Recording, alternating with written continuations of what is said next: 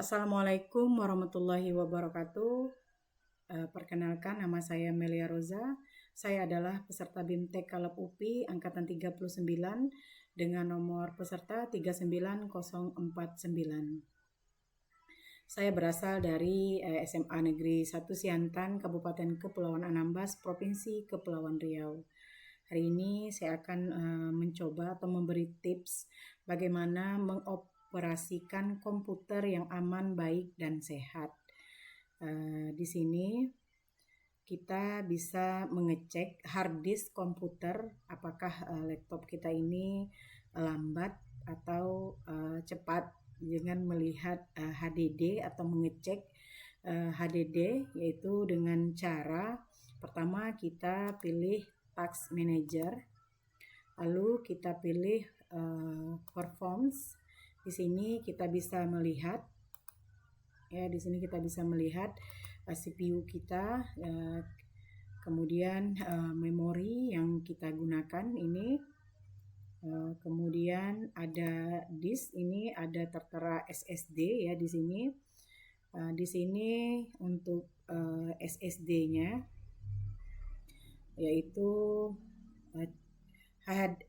di sini saya tidak menggunakan HDD, tetapi saya sudah menggunakan SSD, yang mana di sini saya tertera SSD, artinya komputer sudah oke. Ini tinggal kalau saya ingin menambah, saya ingin bisa menambah RAM saja. Kalau di sini Bapak Ibu masih tertera HDD, Bapak Ibu bisa menggantikan dengan SSD, yaitu dengan cara membeli SSD ini. Biasanya banyak dijual di online shop, biasanya di Tokopedia atau Shopee. Kemudian agar makin jos ya, kita bisa pilih proses. Kemudian kita perhatikan persentasenya. Jika komputer kita sehat, itu akan tampil persentasinya 15% dan memori 60%. Di sini yang saya memorinya sudah 83%. Kemudian jika ini RAM atau memori habis, ini kita bisa mungkin menambah RAM kita atau mengganti atau membeli RAM, menambah RAM agar lebih baik lagi. Kemudian yang kedua yaitu bagaimana cara mengoperasikan laptop ini atau di labor komputer, apa saja nih manfaat multimedia yang mungkin bisa kita berikan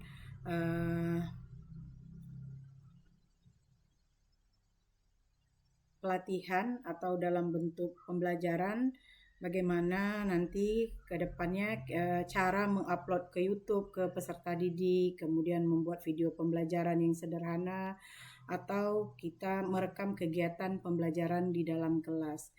Kemudian untuk mungkin cara mengupload ke YouTube, peserta didik kita mungkin sudah mengetahuinya,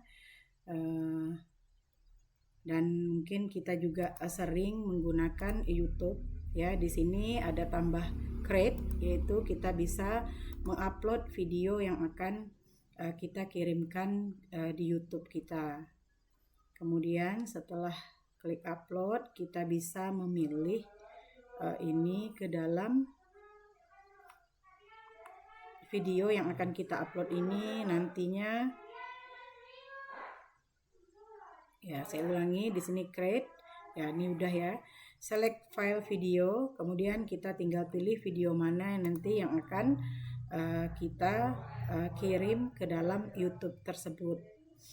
Di sini saya contoh satu, misalkan saya ingin mengupload video ini, kemudian saya open. Di sini akan otomatis lanjut untuk di sini kita bisa menambah deskripsi dari video tersebut. Kita lanjut next. Apakah ini video nanti anak-anak atau apa? Ini bisa kita lanjut terus sampai Di sini nanti ada privat atau publik, ini bisa dilihat oleh semua orang, ini hanya yang mendapatkan link, dan ini privat hanya kita sendiri. Lalu kita bisa klik publish dan video kita akan langsung publish seperti yang tertera saat ini. Kemudian di sini saya akan mencoba, yaitu bagaimana mungkin kita di Labor TIK ya, atau multimedia bisa mengajari peserta didik atau rekan guru, yaitu cara penggunaan Canva, yaitu dengan membuka Google, yaitu kemudian kita klik Canva.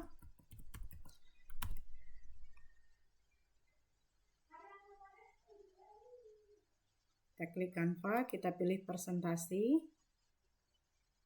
Ya. Di sini mungkin Bapak Ibu yang lainnya sudah bisa menggunakan Canva.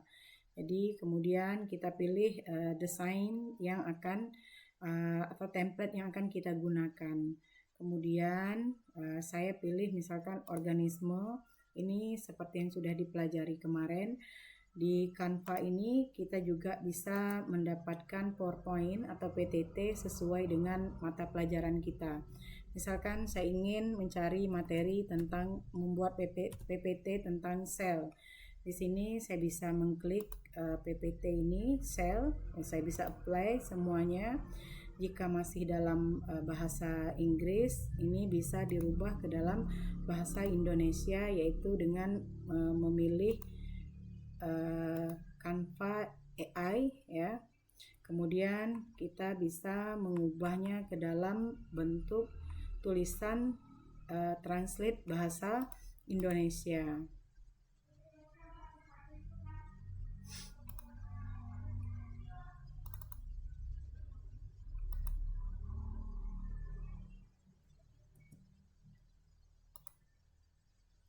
Jika Bapak Ibu masih belum bisa mengakses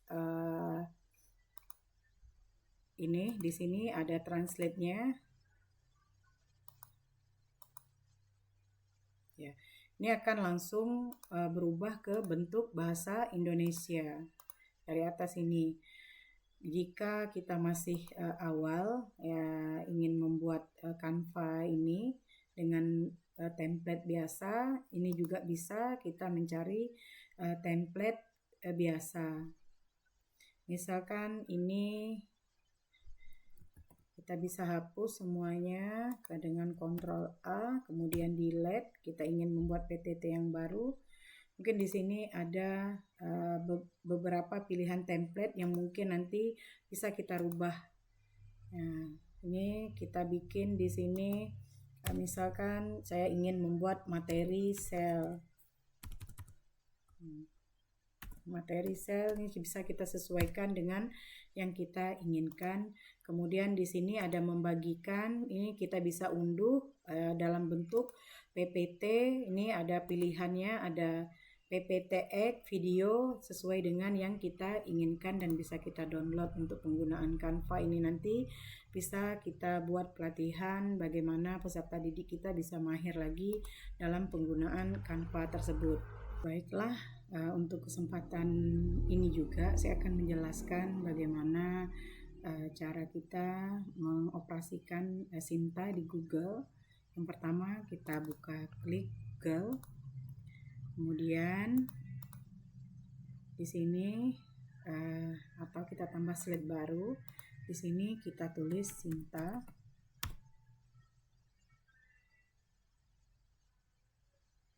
Ya. Jadi kita bisa pilih Sinta Science and Technology Index, kita klik 2 kali.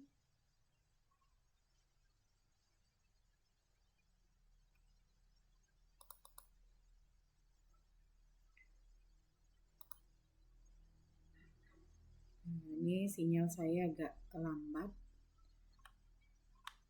Di sini tadi saya sudah membuka aplikasi Sinta.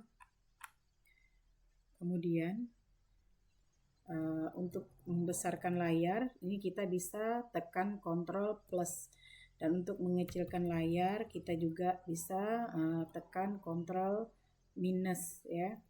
Kemudian di sini ada sumber, ya, atau kalau Bapak Ibu laptopnya bahasa Inggris, ini bisa pilih source ya. Di sini ada menu jurnal, books, IPR, kemudian atau yang Indonesia. Nah, di sini ya kita boleh klik untuk pemilihan menu yang ada di laptop kita. Kemudian di sini saya pilih bahasa Indonesia, di sini ada sumber, kemudian kita pilih jurnal. Bagaimana cara kita untuk melihat jurnal yang ada di Sinta. Di sini banyak sekali jurnal-jurnal yang sudah ada seperti pada Google Scholar yang biasa mungkin sudah Bapak Ibu gunakan Google Scholar itu untuk mencari jurnal-jurnal yang mungkin sesuai dengan kebutuhan kita masing-masing. Di sini kita bisa mencari, misalkan saya mengklik MIPA. Ya, di sini akan tertera beberapa jurnal yang berkaitan dengan mata pelajaran atau bidang MIPA. Di sini kita bisa memilih salah satu dari jurnal yang kita inginkan. Atau di sini cuma ada satu slide saja tentang MIPA ini. Ya. Dan di sambungannya ini bisa kita pilih sesuai dengan yang kita inginkan. Atau kita ingin mencari jurnal lainnya mungkin yang berkaitan dengan pelajaran atau lain-lainnya, kita juga bisa memilih di sini. Kemudian di sini sampai ada 5 pack yang bisa kita buka sesuai, kita cari jurnal sesuai dengan yang kita inginkan.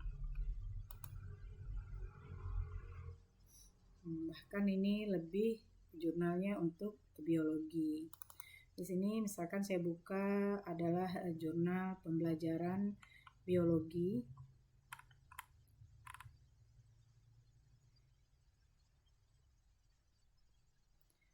Kemudian untuk membuka jurnalnya kita bisa membuka situs yang ada di sini. Ada situs web, URL penyuting, Garuda atau lainnya. Di sini ya. Nah, di sini tadi kalau ingin membuka jurnalnya, kita pilih di sini ada beberapa pengaruh smartphone terhadap motivasi. Ini bisa kita pilih jurnal yang sudah tertera di sini. Misalkan saya menggunakan pengembangan e-modul biologi ini, maka jurnal ini akan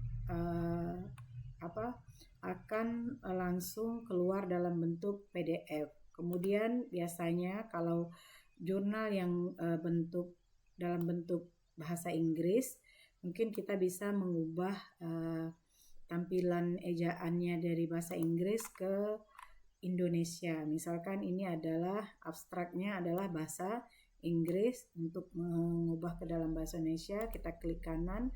Kemudian di sini ada tulisan Translate to Indonesia. Maka kita bisa klik Translate Indonesia. Maka di sini akan tertera tulisan Translate Indonesia. Ya, maka kita bisa melihat Translate Indonesia di sini. Nah, ini adalah bagian dari abstrak tadi yang bahasa Inggris dirubah ke dalam bentuk Translate Indonesia. Demikian video yang bisa saya buat atau saya presentasikan pada kesempatan ini. Lebih dan kurang saya mohon maaf. Saya akhiri dengan wabillahi taufiq wal hidayah. Wassalamualaikum warahmatullahi wabarakatuh.